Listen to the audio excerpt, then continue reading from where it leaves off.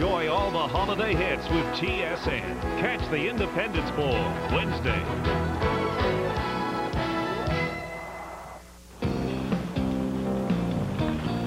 Coast to coast, you're watching TSN, the sports network. Mr. Simpson is a wanted murder suspect, 2 counts of murder, a terrible crime. We need to find him, we need to apprehend him, we need to bring him to justice. You gotta tell the police to just back off. He's still alive and he got a gun to his head. The Rangers win the cup! The Rangers win the cup! The curse is over! Why? I know that what I have done is, I haven't done anything wrong. There won't be any games played tonight. It's a sad day for certainly all the players. All we have been trying to find out is how much more do they want. The NHL is not prepared to open a season that is subject to the risk of being lost prior to its completion. It's incredible how good I felt today, and it's just unbelievable. I don't know, I can't explain it. It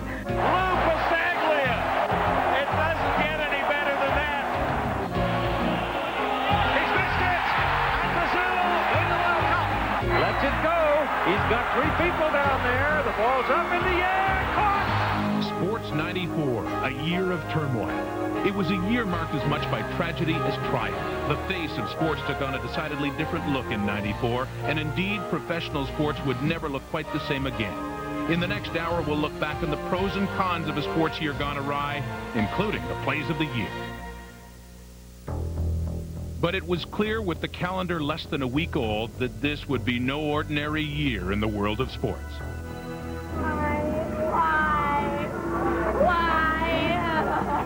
At first, no one knew why or who would knock Nancy Kerrigan out of the U.S. Figure Skating Championship with the club to the knee. I think we're all... Her rival, Tanya Harding, went on to win the title uncontested. Shortly after, the answers started pouring in. One man said, why don't we just kill her?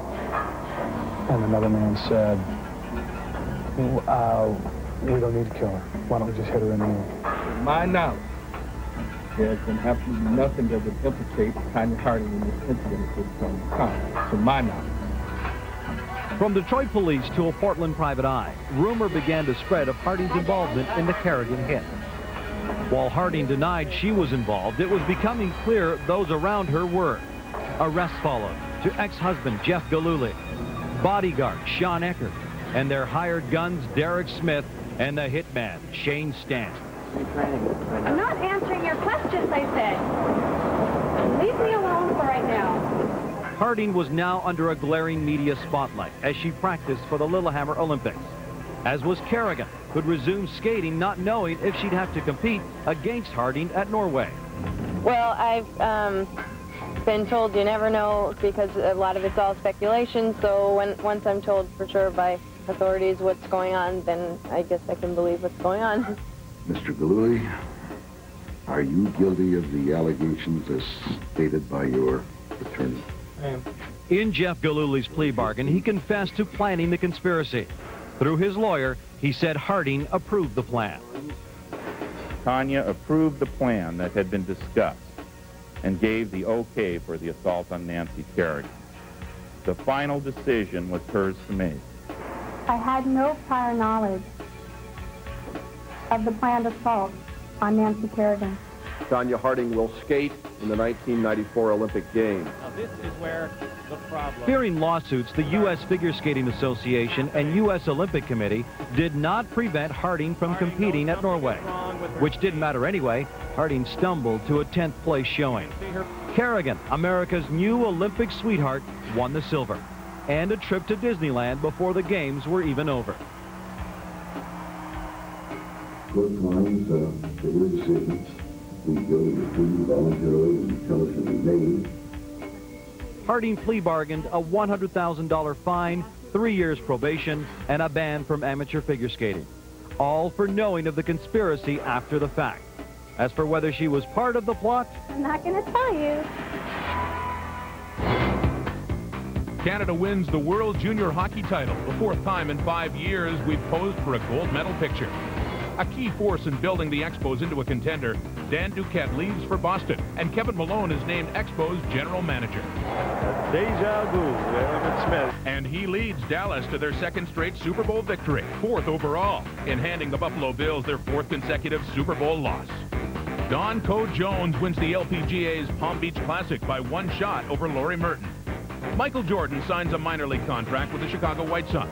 The basketball legend had his spring training exploits followed closely, and despite a sometimes shaky performance, he was given a job in Double-A, where he batted .202 for the Birmingham Barons. He finally hit his first home run July 31st. Unfortunately, the TV cameras missed it. Plenty of cameras were on hand February 12th, the start of a wonderful Winter Olympics for Canadian athletes. TSN's Teresa Hergert was there as we garnered our precious medals. Canadian athletes had high expectations in Lillehammer as they took part in the opening ceremony. As night fell, a Norwegian ski jumper sailed through the sky with the Olympic flame. The Games were officially underway.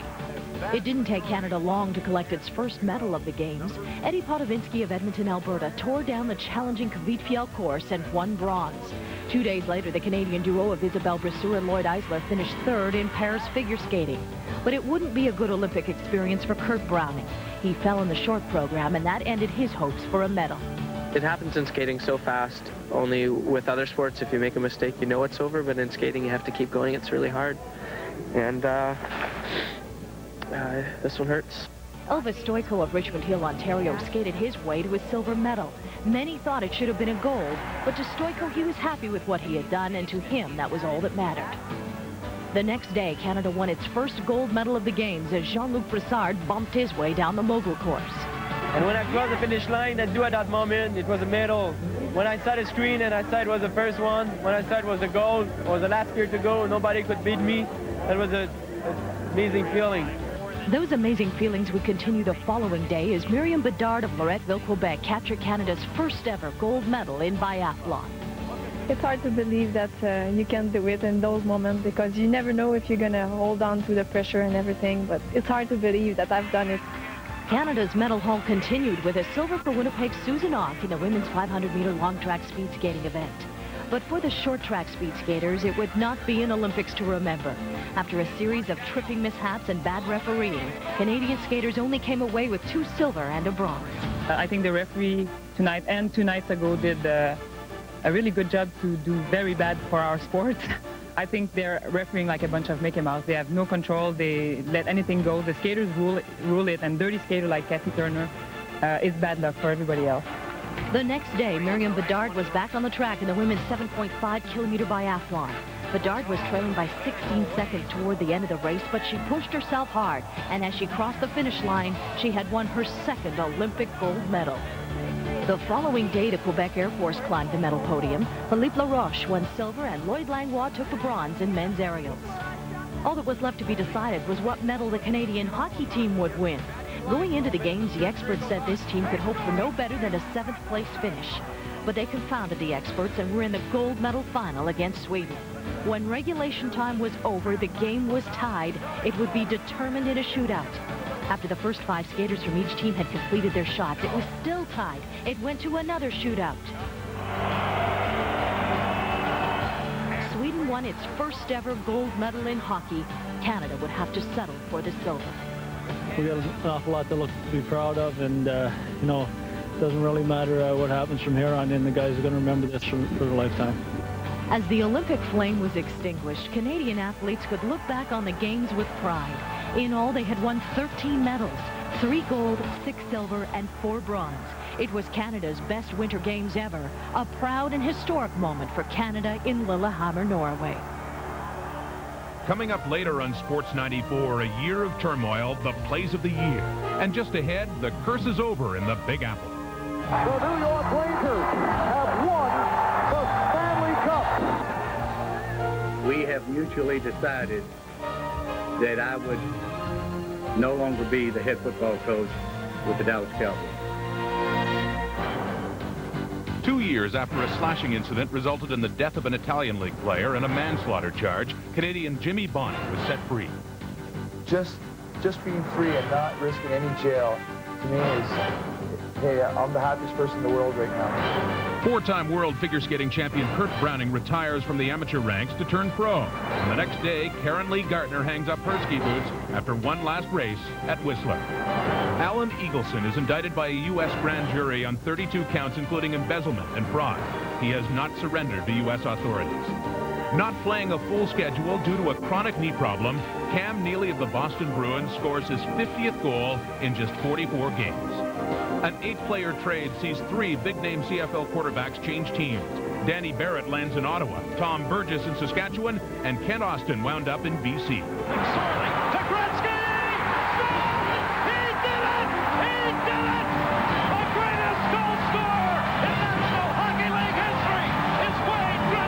Despite skating with a cracked rib, Isabelle Brasseur and partner Lloyd Eisler win silver at the Worlds in Japan. The next day, Elvis Stoico picks up where Browning left off, winning his first gold medal.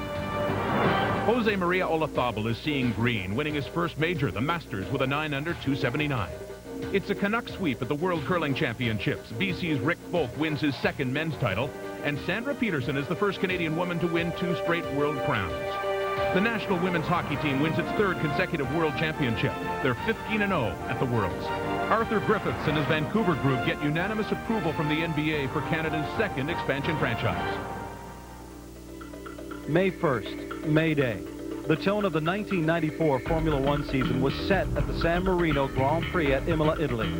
Ayrton Senna, perhaps the greatest race driver of his generation, was killed in a high-speed crash. Just a day earlier, serious safety questions about the track were raised when another driver, Roland Ratzenberger, was also killed. Senna's death stunned the racing world and cast a dark shadow over a very controversial year in Formula One. The racing and the headlines were dominated by Benetton Ford's Michael Schumacher. Schumacher leapt to the top of the driver's standings, winning 6 of the year's first 7 races. But during the British Grand Prix in July, Schumacher received a black flag for passing under caution, giving the race to British driver Damon Hill. Schumacher appealed the 2-race suspension he received for the incident, but ran into more trouble in Belgium a month later. After crossing the finish line first, the German was disqualified for having an illegal part on the underbody of his car. Second-place finisher Hill was awarded the victory. When Schumacher's appeal was denied, Hill claimed 2 more wins, narrowing the gap in the driver's standings to just 1 point. That set up this climactic battle at the season-ending Australian Grand Prix. And just like the rest of the season, it too was shrouded in controversy. Schumacher was leading the race on his way to the world driving title when he suddenly made contact with the wall. With the suspension damaged, his race was over. Schumacher expected to see Damon Hill in the World Championship drive right past him. But as Hill tried to go by, the two collided. Was it an intentional move by Schumacher to keep the title? Officials determined that it was not. Michael Schumacher, the king of a controversial and tragic Formula One season. The Bruce McNall Group is officially out of the football business as the Toronto Argonauts are sold to TSN. It's Goldbergen digging in and holding on. He is going to win the Kentucky Derby. Yes! It is over. Canada, world champion.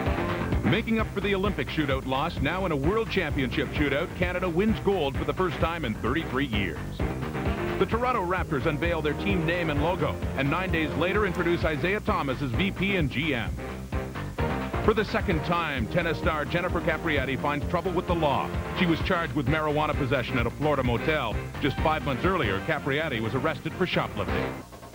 The IndyCar circuit continued to take on a more Canadian flavor in '94 as the veteran drivers found themselves in some fast company from north of the border. For Canadians, the 1994 IndyCar season got into high gear with a shocking result at the Brickyard. Canadian rookie Jacques Villeneuve arrived at the Indianapolis 500 just 2 years after another Canuck, Scott Goodyear, finished second in 1992. And late in this year's race, when Emerson Fittipaldi hit the wall, Villeneuve locked up a second-place finish as well. The man both Scott and Jacques finished behind at the Brickyard would finish ahead of a lot of drivers in 1994, Little Al. Team Penske absolutely dominated the circuit. Unser Jr. won 8 races and ultimately the IndyCar Championship. Emerson Fittipaldi won the season's second race at Phoenix. And West Hill, Ontario's Paul Tracy took the checkered flag 3 times.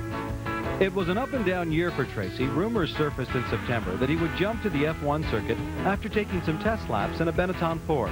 But in an interview with TSN, Tracy confirmed that he would remain in IndyCar, but not with Penske.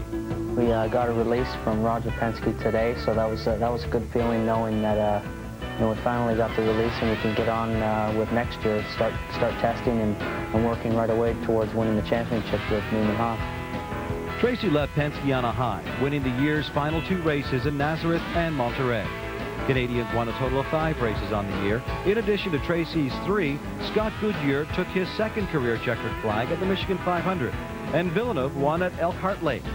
The first of what's sure to be a long list of victories for the 2nd-generation driver. Villeneuve's performance in his freshman year on the circuit was good enough to win the Rookie of the Year award. And with Villeneuve's emergence, Canada gains even more momentum as a driving force on the IndyCar circuit. We head back to June, where an exorcism would take place at Madison Square Garden. The ghosts of 1940 were gone, and the Rangers would awake in the city that never sleeps. After missing the playoffs the season before, Mike Keenan was hired to coach a hockey team that had just one goal: win the Stanley Cup. Keenan shoots and scores!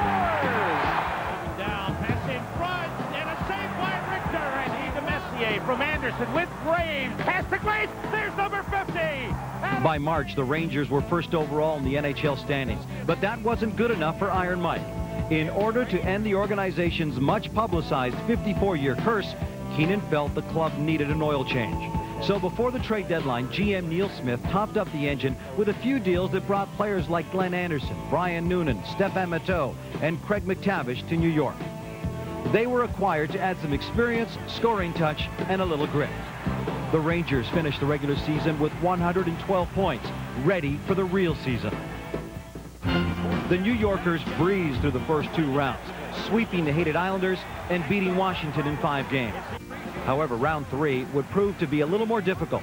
Their cross-river rival New Jersey Devils had a burning desire to continue the Ranger curse. New Jersey had New York on the brink of elimination, up 3 games to 2, but the Rangers captain figured no more messing around and promised the Big Apple fans a New York victory in Game 6. He and the Rangers delivered. Messier, he scores! It's a power play goal and a hat trick for Mark Messier. Game 7 capped a classic series that will go down in hockey annals. The Devils scored late to tie it, but the home side prevailed in overtime thanks to a player acquired at the trade deadline. Moves into intercept. Beto behind the net. Swings to the front. He's down! Stefan Beto! And the Rangers have one more hill to climb, baby! The mood in the Big Apple was euphoric, but the underdog Canucks shocked the Rangers in the series opener before the Blue Shirts responded by winning the next 3 to take a commanding series lead. But the Canucks won Game 5 and 6, forcing only the 3rd Game 7 final in 23 years. MSG was electric with nervous anticipation. Then early in the first period, it exploded. Late in the 3rd, with New York up by 1, the Canucks pressed, but Mike Richter robbed running. And then got some help from a friend. Finally, after a 54-year wait, 1.6 seconds stood in the way of Mike Keenan's ultimate goal.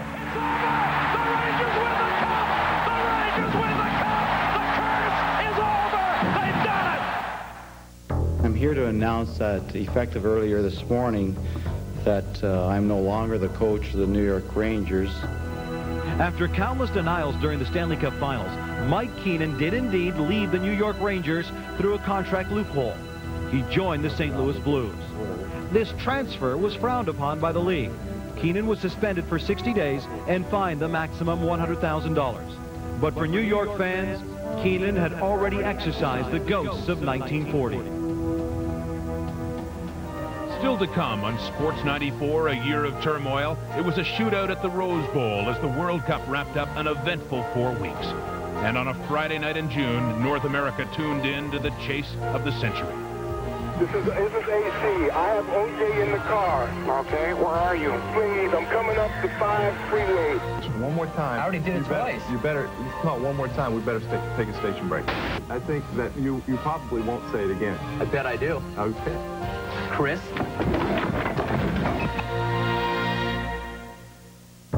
We continue our look now at a tumultuous sports year with perhaps the most bizarre story ever in the world of sports. Just 5 days after a vicious double murder in L.A., the saga truly begins. This is AC. I have OJ in the car. Okay, where are you? Please, I'm coming up the 5 freeway. Okay. Right now, we are okay, but you gotta tell the police to just back off. He's still alive, but he got a gun to his head. That's all we ask. He got a gun to his head. Okay, now what's your name? My name is AC. You know who I am, goddammit. Until this fateful June day, O.J. Simpson was best known as a former football superstar who parlayed his on-field success into acting and broadcasting. A day after his ex-wife, Nicole Brown, and her friend Ronald Goldman were found murdered, Simpson was questioned and then released. Though considered a suspect, he showed up to Nicole's funeral. Then, 5 days after the murders, Simpson's car was seen leaving a friend's house. He was supposed to turn himself into the LAPD. He never made it, leaving his own lawyer in the lurch and what appeared to be a suicide note with a friend. I've had a great life, great friends. Please think of the real OJ and not this lost person. Thanks for making my life special. I hope I helped yours. Peace and love, OJ. The Los Angeles Police Department right now is actively searching for Mr. Simpson. Mr. Simpson is a wanted murder suspect, 2 counts of murder, a terrible crime. We need to find him, we need to apprehend him, we need to bring him to justice. A few hours later, when police spotted Simpson's Ford Bronco on an LA freeway, a real-life, made-for-TV chase began. It ended 3.5 hours later at Simpson's suburban LA home. He was arrested and put on a 24-hour suicide watch. At this time, do you wish to enter a plea guilty or not guilty? Not guilty. The court feels that there is ample evidence to establish a strong suspicion of the guilt of the accused, and therefore the motion to dismiss is denied at this time. After a brief pretrial hearing where his defense team failed to have several key bits of evidence thrown out, Simpson was arraigned on charges of double murder.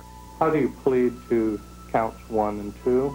Absolutely 100% not guilty. And do you deny each of the special allegations and the special circumstance that is alleged? Thank you. Because of massive media exposure, the process of jury selection has delayed the start of the trial till next March at the earliest. Regardless of the outcome, the life of the Juice will never be the same. The U.S. Open goes to a playoff round. Oh, no! And when Lauren Roberts falters, Ernie Els wins it on the second hole of sudden death. In a shocking upset by Lori McNeil, Steffi Graf becomes the first women's defending champ in Wimbledon history to lose in the first round. Conchita Martinez goes on to win the women's crown, spoiling Martina Navratilova's Wimbledon farewell. And Pete Sampras wins one of his record-tying 10 tournaments on the year. The Houston Rockets are sky high as they win the NBA title in Game 7 against the Knicks. In Switzerland, Leroy Burrell sets a world record in the 100 meters of 9.85, 1/100th of a second better than Carl Lewis's old mark. And Baskian wins the Queen's Plate with disdainful ease. The National League wins a dramatic all-star game in the bottom of the 10th inning. Montreal's Moises Alou had the game-winning hit.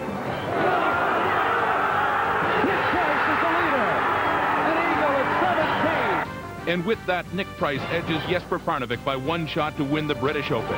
And Michael Andretti takes the checkered flag at the Toronto Molson Indy.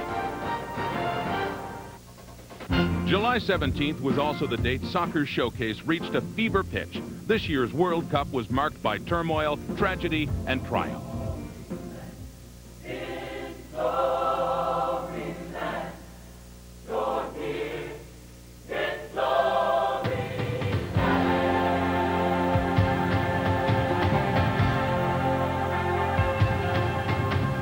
Started with a feeling, and a dream was born in you. You hope and pray that come the day you'll see that dream come true.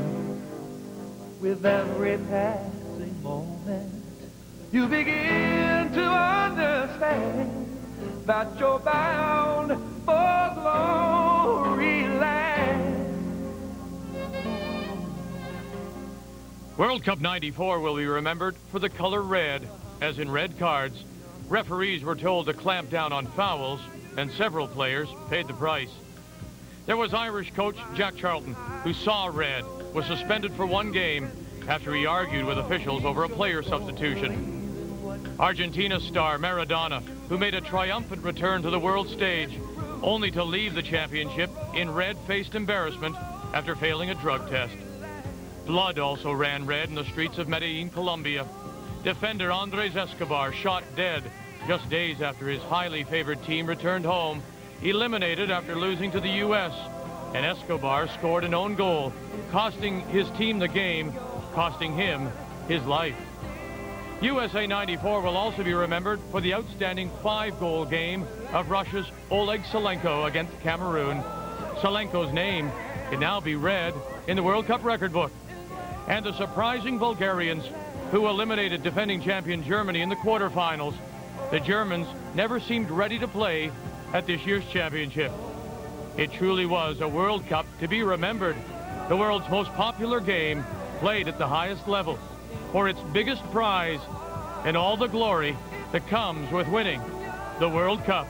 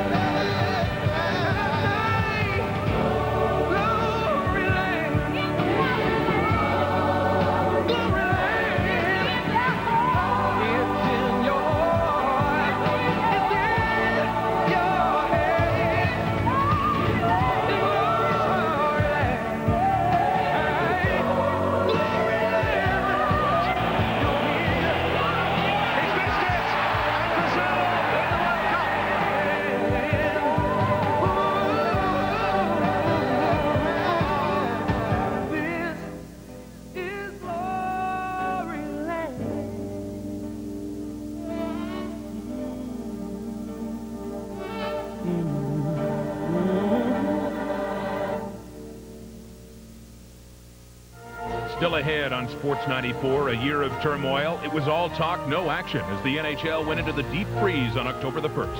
And it was 1 strike, you're out for the baseball season. I think we're done. Come on, guys. They don't even know how to play football, all right? So don't even ask no stupid question like that, all right? You want to come up with a game plan, you come up with a game plan. Don't you think we got, I think 44 points is enough damn momentum to go.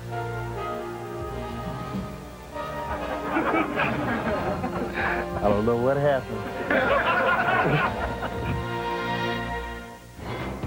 Former Knicks coach Stu Jackson is named VP and GM of Vancouver's NBA team that would be given a name 3 weeks later. Quite frankly, I think it just looks good. The logo and rolling Vancouver Grizzlies off of our tongues very easy right now. The Montreal Expos move into first place in the National League East Division for good and finish at the strike with the best record in baseball at 74 wins and 40 losses. An NHL old-timers $45 million lawsuit against the league is upheld. 2 outs in the 9th. The fly to center field. Greer there. He's got it. A perfect game. Oh, baby. Kenny Rogers. Oh, what a sight. What a thrill here in Texas tonight. But there would be no more sights or thrills like that in '94. The baseball season was, in fact, far from perfect. In my judgment today, this has been a remarkably historic day. It was in the first month of 1994 when Major League owners finally came to a revenue-sharing agreement. That agreement was followed by a warning to the players. I think the owners have historically misunderstood the unity and determination of the players. I hope the players do not make the same mistake. By the All-Star break in Pittsburgh, the baseball season was already becoming memorable. Thanks to the individual efforts of Greg Maddux, Frank Thomas, Matt Williams, Jeff Bagwell, and Tony Gwynn. And the team with the second lowest payroll leading all others in the standings. But in Pittsburgh, the union of baseball's best talent had been dwarfed by the union of all players, which feared owners would impose a salary cap next season in the absence of a new collective bargaining agreement. A cloud was on the horizon. conclusion of the executive board was that if no agreement is reached, that strike will be effective as of the end of the last games played on Thursday the 11th. Negotiations didn't accelerate anything, except perhaps the 8th work stoppage in baseball since 1972. Upon Randy Johnson's game-ending strikeout of Ernie Young, baseball struck out as well. There won't be any games played tonight.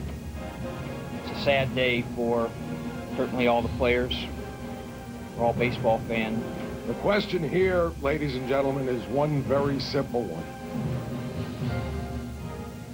The players went out on strike. Their average compensation is $1.2 million. And all we have been trying to find out is how much more do they want? By the second week of September, with nearly a month of the season wiped out, the unthinkable was being considered. No World Series. The players, in a last-ditch effort, offered a plan calling for a small tax on revenue and payroll to help small market teams. The owners, now led by Acting Commissioner Bud Selig, flatly refused. Like a lot of things in life, you anticipate something and fear that it's coming, hope that it isn't. On September 14th, Selig announced the World Series was canceled for the first time since 1904. A decision endorsed by all but 2 owners. Ironically, the Montreal Expos wound up victimized by a process ultimately designed to help them. And the Toronto Blue Jays, who had no shot at the playoffs again, wound up defending world champions until the next Fall Classic is played. In October, when baseball should have been in the midst of deciding a champion, William Ussery was appointed baseball mediator. Richard Ravitch was squeezed out as owner's chief negotiator and stepped aside. But the changes haven't made a difference. The Executive Council voted this evening to exercise Major League Baseball's right under the federal labor law to implement the club's final salary cap proposal. This certainly is a sad day. It's regrettable. I'm reasonably certain that the owners will come to regret it sooner than they may think.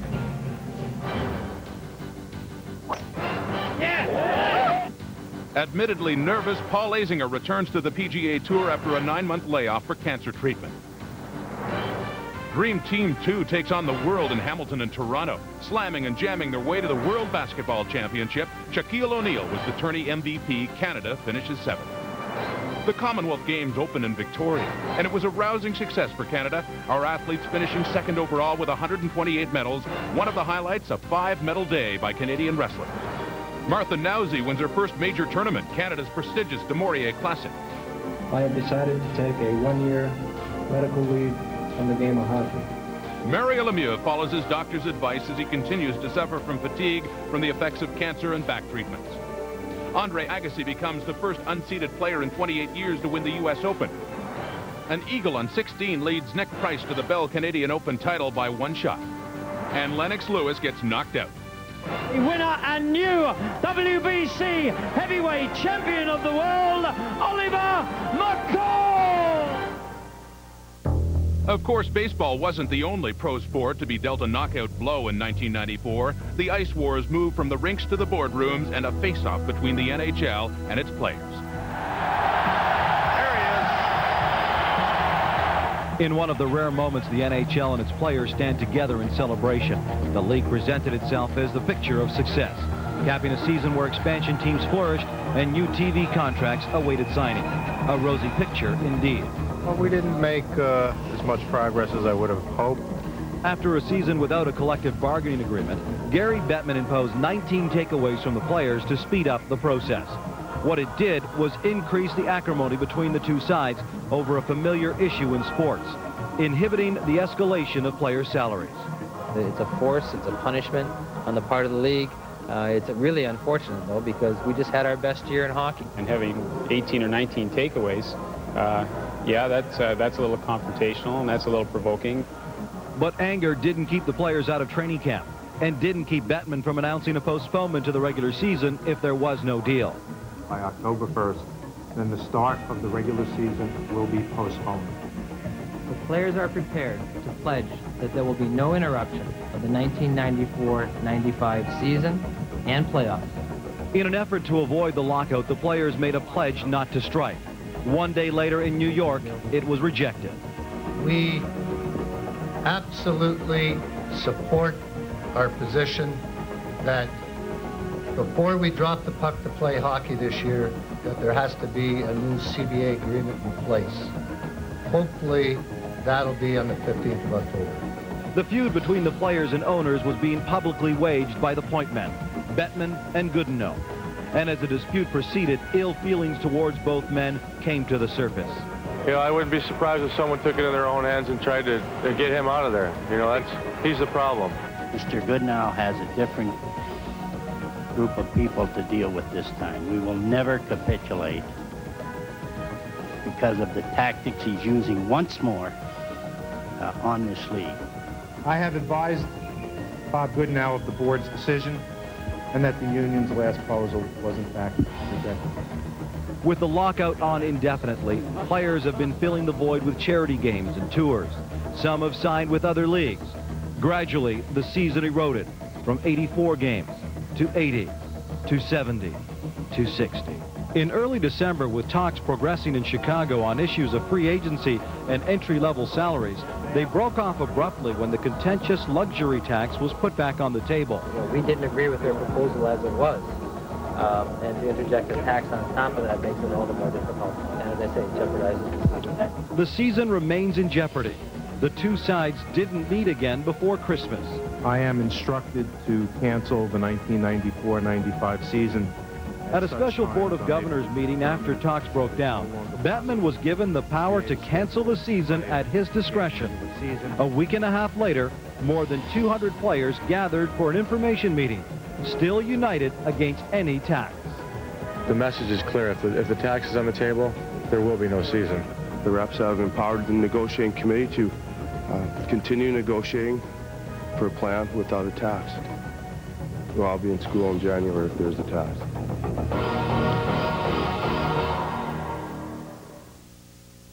Still ahead on Sports 94, a year of turmoil, the first cross-border battle for the Grey Cup, and the long-awaited plays of the year. 5球を投げた打ったレフトが上がっているがさあどうかレフトバックノーバック入ったホームラン Okay, well, I got to change my act now so I can be a good boy and be Wally Cleaver and do what they want me to do, you know, and things like that. No, I can't do that. Don't control me. Let me be wild. Let me be Dennis Rodman. Let me go out there and have an eye of the tiger and kick somebody. University of Saskatchewan Huskies quarterback Brent Schneider passes for a CIAU record 8 touchdowns against UBC. Canada completes a shocking upset by winning the Dunhill Cup of Golf in Scotland. The team of Dave Barr, Rick Gibson, and Ray Stewart beat such luminaries as Nick Price, Bernard Langer, and Fred Couples along the way. It's been a real good run for me here. After 18 successful years, Blue Jays GM Pat Gillick steps down, turning over the reins to his assistant, Gord Ash. Montreal with some heads-up play in the American Professional Soccer League final as the Impact win it all in just their second season in the league. Another good sign for Montreal as Felipe Alou is named National League Manager of the Year. The NBA and its players announced a no-strike, no-lockout pledge for the 94-95 season as talks continue. It happened! It happened! What happened is that 45-year-old George Foreman became the oldest champion in boxing history, knocking out Michael Moore. And George would celebrate in style. The first thing I want to do is go get me a cheeseburger, man. Former LA Kings and Toronto Argonaut owner Bruce McNall is charged with bank fraud and conspiracy. 1 month later, he pleads guilty in an LA courtroom. In her final match at the Virginia Slims, Martina Navratilova bids farewell to a 21-year tennis singles career that included 167 titles and 17 Grand Slams. A Vanier Cup thriller as Western and Saskatchewan rewrite the record books in a seesaw battle for the ages. Western runs up a 20-point lead well into the second half, but Brent Schneider leads the comeback, racking up most of his 528 yards passing as the Huskies take the lead. But the Mustangs tie it in the last play of regulation and pull out the win in overtime. In the professional ranks, the title game was also a thriller, coming down to the final play to decide the Grey Cup champion. But this was no ordinary Grey Cup game, and certainly no ordinary CFL season. Worthy Yes, the Americans invaded the CFL in full force in '94 with 3 new U.S.-based franchises. However, 2 of those teams would struggle on and off the field. In Shreveport, the Pirates set a CFL futility record, losing 14 straight to start the season. Going to Las Vegas was a gamble that didn't pay off for the CFL. The Posse attracted the worst attendance in league history, and it was decided the final home game be played on the road. The Posse will be relocated next season. A number of CFL records fell by the wayside this year. In Winnipeg, Matt Dunnigan lit up the Eskimos secondary for 713 yards passing, setting a single-game mark. No surprise in Calgary, Doug Flutie threw for 48 touchdown passes, a new single-season record, then won the Chrysler Most Outstanding Player Award, his 4th straight MVP season. Alan Pitts also had a career year, breaking the single-season mark for touchdown receptions and most receptions. Pitts also passed Terry Greer for most receiving yards in 1 year. In Saskatchewan, veteran Canadian slotback Ray Elgard passed Rocky DiPietro for most catches in a CFL career. As for the BC Lions, their Cinderella season really started in the playoffs. After knocking off the defending champion Edmonton Eskimos in the Western semifinal, they weren't given much of a chance against the highly favored Calgary Stampeders. And for a time, that prediction looked to be true. Then Danny McManus drove the Lions downfield in the final minute, hooking up with Darren Flutie near the goal line. Then he hit Flutie again in the end zone with no time left on the clock. The Lions were headed home for Grey Cup '94. But they wouldn't just be representing their hometown, they'd be representing an entire country. For the first time, an American-based team would be playing for the Grey Cup. Back on February the 17th, Baltimore CFL Colts were born. We put the CFL emblem there in between Baltimore Colts, so there will be no confusion. There's been an issue, as you know, with the NFL properties, and in our minds, this seems to clear up any confusion when it comes to NFL properties. However, the NFL got a court order barring the team from using the Colts name, and Baltimore played the entire season without a nickname. Regardless, the fans in Baltimore were happy to have football back in town, and they showed it, posting the league's largest attendance. I think it's more action than the NFL. I love it. I might go up to Canada and watch a game. The CFL's excited their fans all season. Gold Miners cast-off Mike Pringle was a huge surprise at running back, rushing for just under 2,000 yards, a CFL single-season record. In the Eastern Final, the CFL's got a 54-yard field goal from Donald Igwe to knock off the Winnipeg Blue Bombers. That set the stage for Vancouver. BC versus Baltimore, Canada versus the U.S. I'd rather be a lion than a team without a name. I'd rather be a lion than a team without a name. I'd rather be a lion. The game was a real nail-biter, right down to the wire. And it only seemed fitting that Louis Pasaglia, the league's all-time leading scorer and oldest active player, playing in what might be the last game of his 19-year career, was the man of the moment. There's Pasaglia's kick. Yes, folks.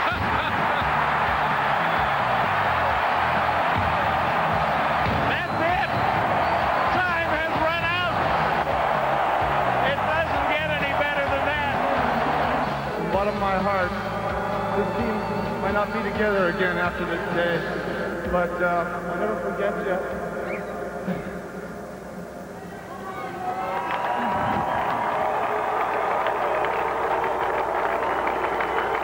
You made this the greatest moment of my life. Thank you very much. The Winnipeg Westmen tie a North American collegiate basketball record with their 88th straight win. But the victims, the Manitoba Bisons, would put a shocking end to the streak the following week on national TV. After finishing the season with their future in Hamilton in doubt, the Tiger Cats meet a league-mandated minimum of 12,500 season tickets. The expansion Vancouver Grizzlies announced that they too have surpassed an NBA-stated minimum of 12,500 season tickets. And the next day, the Toronto Raptors reveal a total of better than 15,000 ticket holders and confirmation of a site for their new arena. 1994 was certainly a year of tragedy as well as triumph. Many will remember it as the year of a perceived loss of innocence of sports and its heroes. But for some, the losses were much more real. Family and friends mourned the passing of some of sport's biggest stars well before their time.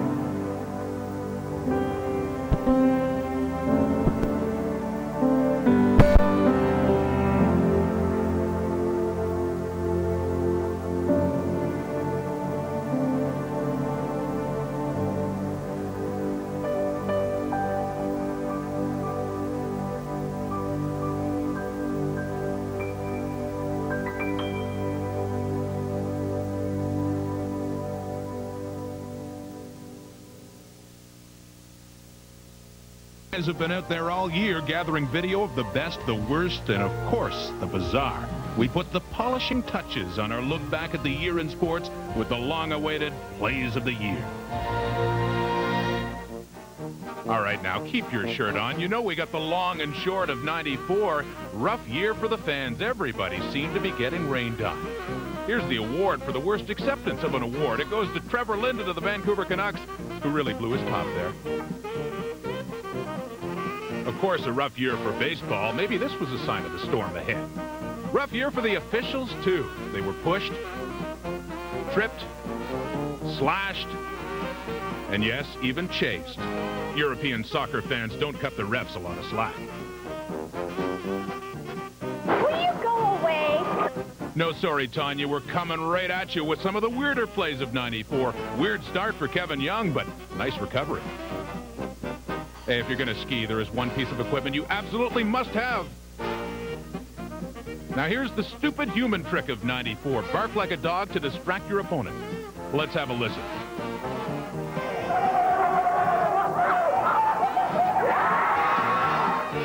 Now let's light it up with some of the hottest plays in 94.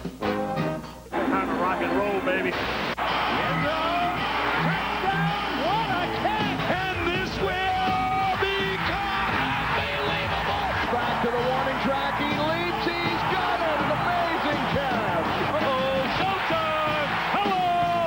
Hello, college basketball. We are here. High riser, elevator man, Jam City, Slim Jam Band. Got a score here. Elliott to Hill. Oh, boy! You have to be kidding me with that one.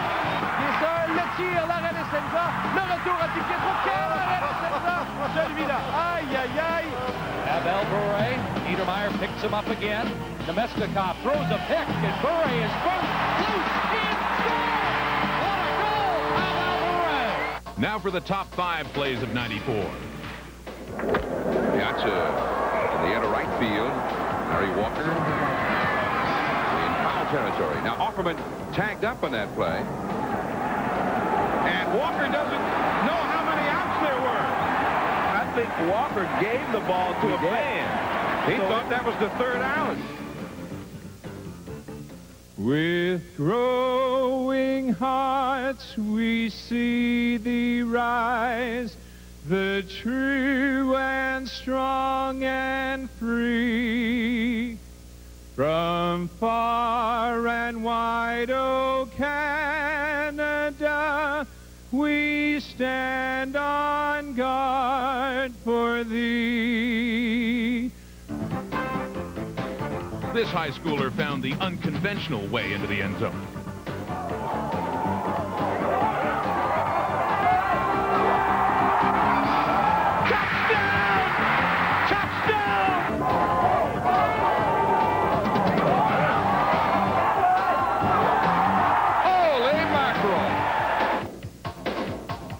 And who could forget Colorado's Hail Mary pass at the end of the game to beat Michigan?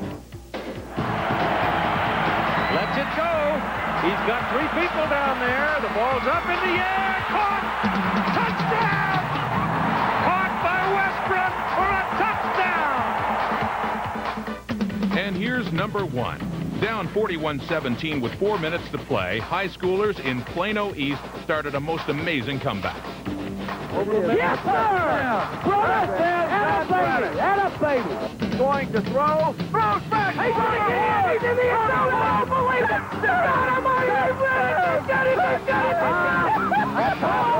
God almighty. Yes, but unfortunately for Plano East, that would not be the end of the story. Got it. Oh, no. Oh, no. Oh, God. Oh, my gosh, no. Come on, no. Oh, God. God bless those kids. I'm sick. I want to throw up.